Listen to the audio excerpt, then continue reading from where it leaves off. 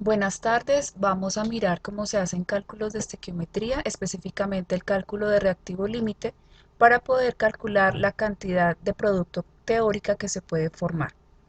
El reactivo límite en una reacción química determina o limita la cantidad de producto que se forma. Una vez se ha consumido todo el reactivo límite, ya no se puede formar más producto. Para familiarizarnos un poco más con este concepto, vamos a ver un ejemplo cotidiano. Queremos fabricar sándwiches. Nuestro producto serían los sándwiches y nuestros reactivos serían el pan y el queso. ¿Cuánto disponemos de cada uno de esos reactivos? Del pan disponemos de 7 trozos y de queso disponemos de 5 trozos. De acuerdo con esto, podemos ver que nuestro reactivo límite es el queso porque él es el que está determinando cuántos sándwiches se pueden realizar, cuántos sándwiches se pueden formar, que serían 5. Entonces, en este caso, nuestro reactivo límite sería el queso y nuestro reactivo en exceso sería el pan. Del pan nos están sobrando 2 trozos. Veamos ahora cómo hacer los cálculos para saber quién es el reactivo límite con el siguiente problema. Se tienen 124 gramos de aluminio que reaccionan con 601 gramos de óxido férrico. Nos piden calcular la masa de óxido de aluminio que se forma. Antes de calcular la masa de óxido de aluminio que se forma, debemos saber primero cuál de nuestros dos reactivos es el reactivo límite, porque él es el que me va a determinar cuánto producto se forma. Nuestra ecuación es la que tenemos acá.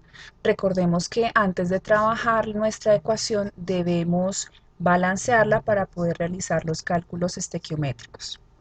Para saber quién es el reactivo límite debemos determinar los gramos necesarios de cada uno de nuestros reactivos. Nuestros reactivos en este caso son el aluminio y el óxido férrico. Entonces vamos a empezar con los gramos necesarios de óxido férrico.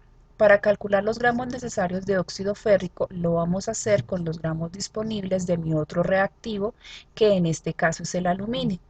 Del aluminio disponemos de 124 gramos. El primer paso es pasar esos gramos a moles. Una mol de aluminio pesa 27 gramos, que es el peso atómico. Enseguida pasamos de moles de aluminio a moles de óxido férrico porque es lo que queremos calcular. ¿Y cómo hacemos esto? Con los coeficientes estequiométricos, con los coeficientes de nuestra ecuación balanceada. 2 moles de aluminio reaccionan con 1 mol de óxido férrico y finalmente esas moles de óxido férrico se pasan a gramos con la masa molecular del óxido férrico, que es 160. Esto nos da 367 gramos de óxido férrico, es decir, que se necesitan 367 gramos de óxido férrico para que reaccionen con 124 gramos de aluminio. Calculemos ahora los gramos necesarios de aluminio. Para calcular los gramos necesarios de aluminio lo vamos a hacer con los gramos disponibles de nuestro otro reactivo, que es el óxido de férrico. En este caso disponemos de 601 gramos de óxido férrico. Nuevamente, el primer paso es pasar esa cantidad a moles con la masa molecular. Una mol de óxido férrico pesa 160 gramos. Luego pasamos de moles de óxido férrico a moles de aluminio con los coeficientes estequiométricos. Una mol de óxido férrico reacciona con 2 moles de aluminio. Y finalmente pasamos esas moles de aluminio a gramos con la masa atómica del aluminio. Eso nos da 202.83 gramos necesarios de aluminio. Es decir, que para que reaccionen los 601 gramos de óxido férrico, se necesitan 202.83 gramos de aluminio. Una vez hemos calculado los gramos disponibles, perdón, los gramos necesarios de nuestros dos reactivos, vamos a comparar. ¿Qué vamos a comparar? Los gramos disponibles que tengo de cada uno con los gramos que se necesitan de cada uno. Entonces observemos por ejemplo el aluminio.